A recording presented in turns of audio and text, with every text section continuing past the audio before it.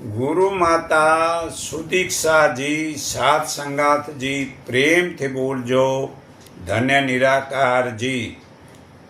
खरेखर આજે આપણે પિત્ત એટલે કે હાઇપર એસિડિટી સવારે ઉઠતી વખતે ખાટા ઓડકાર આવતા હોય, મોંમાં મોળ આવતી હોય, માથું ભારે લાગતું હોય, પેટમાં બળતરા થતી હોય અને ઉબકા આવી ઉલટી જેવું થતું હોય ત્યારે સમજવું કે પિત્તની ફરિયાદ છે।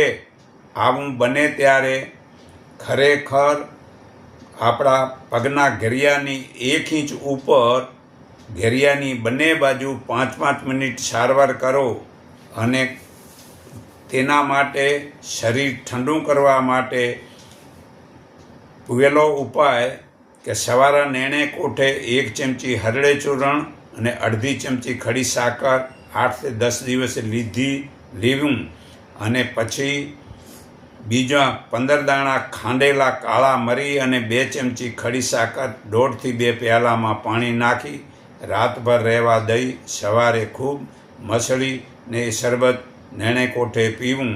એ 8-10 દિવસ પછી આવું શરબત બનાવતી વખતે તેમાં 5 બદામ ઉમેરીને બીજા 8 થી 10 દિવસ પીવું અને 16 થી 20 દિવસનો ક્રોસ કરવો।